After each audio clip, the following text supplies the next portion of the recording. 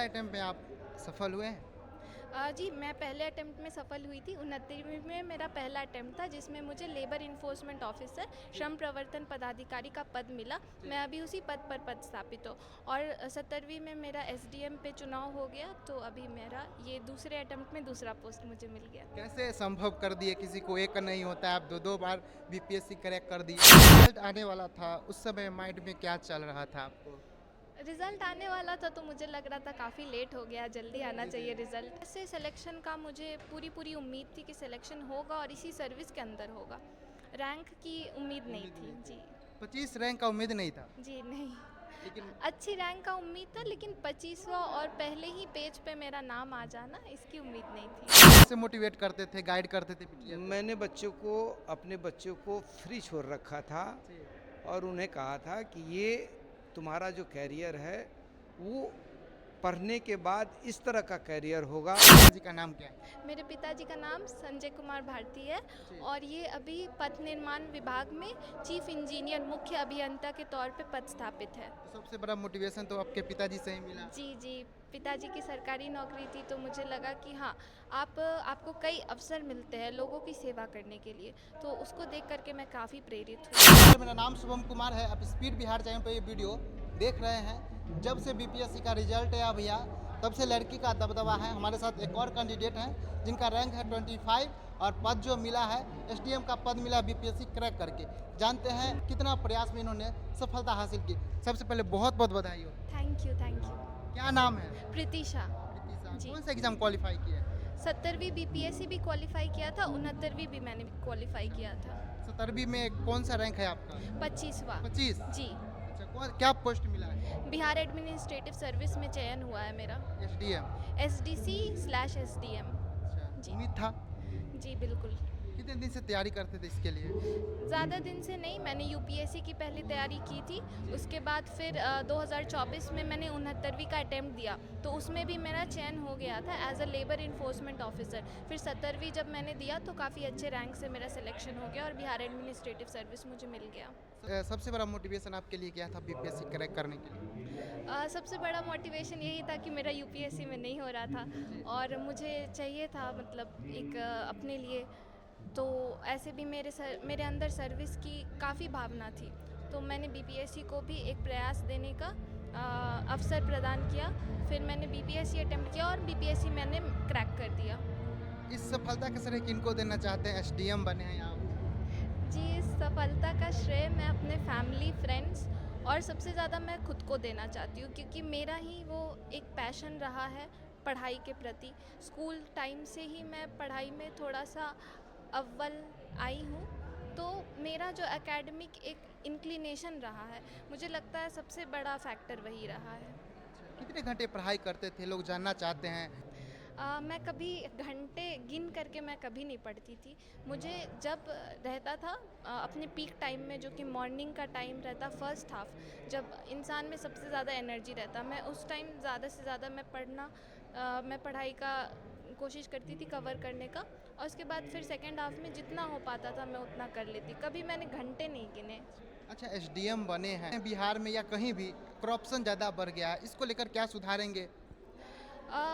Corruption जो है, तो इसके लिए अभी तो ज़्यादा से ज़्यादा हम देख रहे हैं कि ई गवर्नेंस पे फोकस हो रहा है। ज़्यादा से ज़्यादा सिस्टम्स ऑनलाइन होती जा रही है।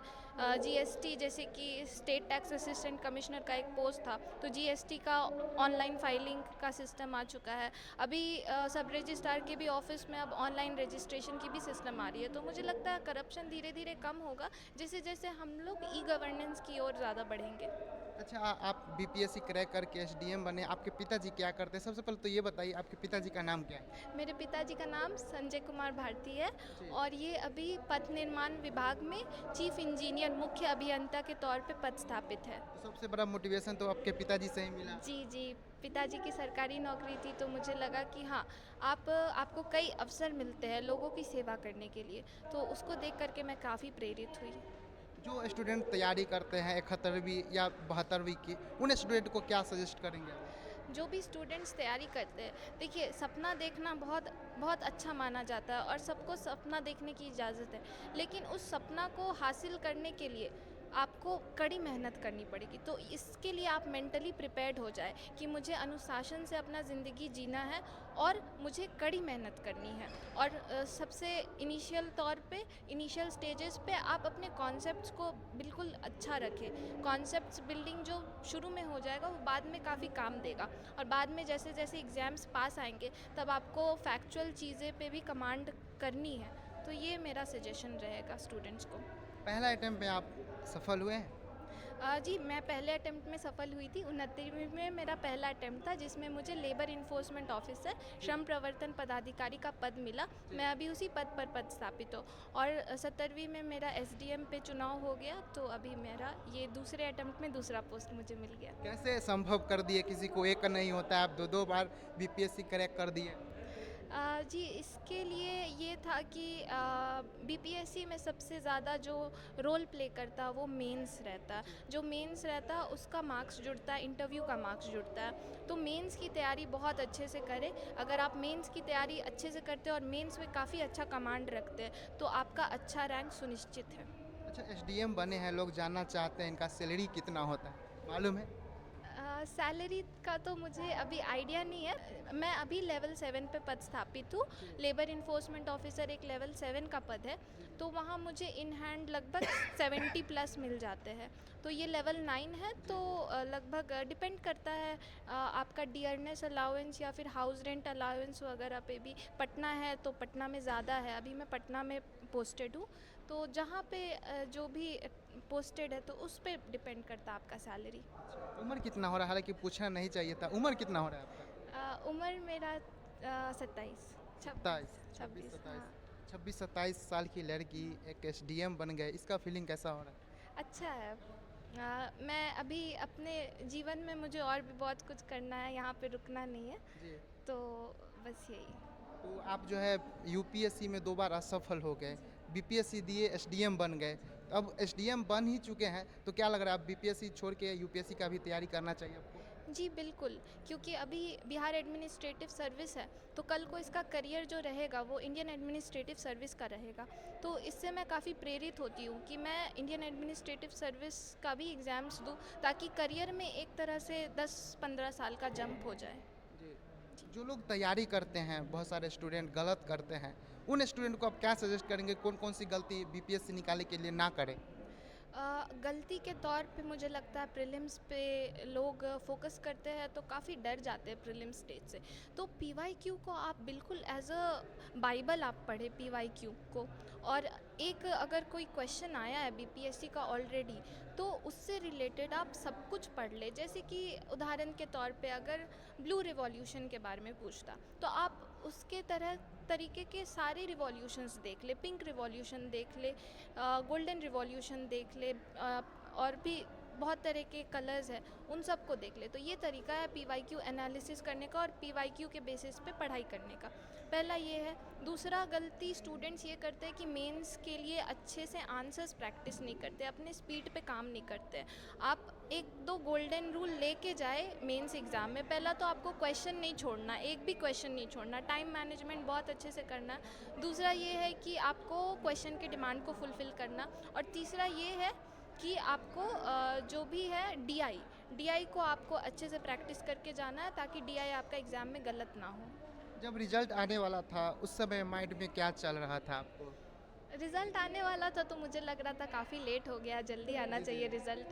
तो वो इंतज़ार हेजिटेशन था। हेजिटेशन हाँ, थोड़ा जब रिज़ल्ट आने वाला था, जब प्रेस कॉन्फ्रेंस स्टार्ट हो गया था, तब थोड़ा सा स्ट्रेस था कि मतलब अब रिज़ल्ट आने वाला है। पर ऐसे सिलेक्शन का मुझे पूरी उम्मीद थी कि सिलेक्शन होगा और इसी सर्विस के अंदर होगा। रैंक की उम्मीद नहीं थी जी। 25 रैंक का उम्मीद नहीं था, जी नहीं, लेकिन अच्छी रैंक का उम्मीद था, लेकिन 25वां और पहले ही पेज पे मेरा नाम आ जाना, इसकी उम्मीद नहीं थी। पापा जी, सबसे पहले आपको भी बहुत बहुत बधाई हो अंकल जी, आपकी बिटिया रानी जो है कमाल कर दी। Thank you.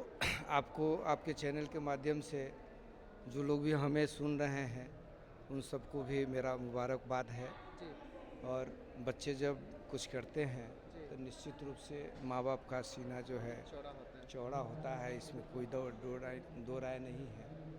और हर माँ बाप का यही तमन्ना होता है कि मेरा बच्चा अच्छा करे। क्या बनी है आपकी बिटिया रानी? एसडीएम बनी है तो आप पता ही है। जी जी, लोग जानना चाहते हैं ना। हाँ, बस एसडीएम बनी है। जी, उम्मीद था। एक्चुअल में इसकी पढ़ाई लिखाई जो मैंने अभी मंच पर भी आप मेरा सुने होंगे, जी बच्चे मैंने कहा ना कि एक मोल्ड की तरह होते हैं, आप उनको कैसा बनाना चाहते हैं, तो इसमें गार्जियन का एक रोल तो अहम है। और गार्जियन को अपने बच्चे के प्रति जो है ना, वो इस तरह का माहौल बनाना होगा बच्चों को आज के समय में, या जिनके भी गार्जियन हैं उनको बच्चों को मोटिवेट करना पड़ेगा कि आप अपने बच्चों को क्या बनाना चाहते हैं। तो आप कैसे मोटिवेट करते थे, गाइड करते थे बिटिया को? मैंने अपने बच्चों को फ्री छोड़ रखा था जी, और उन्हें कहा था कि ये तुम्हारा जो कैरियर है वो पढ़ने के बाद इस तरह का कैरियर होगा। और चूंकि गवर्नमेंट सर्विस में है भी अभी, तो हमारे आगे पीछे जितनी चीज़ें होती है उन सबको इन लोगों को मैं दिखाता था, बताता था कि ये सारी चीज़ें जो है वो आप भी अवेल कर सकते हो जब आप स्वयं उस चीज़ पे उस लायक बनोगे। क्योंकि आपको ऐसे कोई नहीं देता है, आप जब तक उस पद पर नहीं बैठिएगा तब तक आपको पूछने वाला कोई नहीं है। बनने वाले को हर आदमी पूछता है, बिगड़ने वाले आदमी का कोई नहीं पूछता है। आप कितने भी बड़े बाप के बेटे हो, आपका अपना आइडेंटिफिकेशन बनाना पड़ेगा। ये अपने बच्चों को मैंने हमेशा समझाया कि आप अपना बनाओ, मेरा क्या है उसे छोड़ो, उसको आप अपने लिए ग्रहण करो और अपने तैयारी करो और वह अपना बनाओ, ताकि वो मुकाम आपको मिले। और उस मुकाम में जब आप उसको इंटरटेन करोगे तब तुम्हें लगेगा कि नहीं, ये हमारे लिए है और हम किए, और उसमें हमारा भी सीना चौड़ा होगा। जी, तो निश्चित रूप से बच्चे अपने मेहनत करते हैं, और जो भी मेहनत है, हम तो एग्ज़ाम नहीं लिखे हैं ना, बच्चे एग्ज़ाम लिखे हैं, फल उनका है और उनका फल है, इसलिए उनको बहुत बहुत धन्यवाद।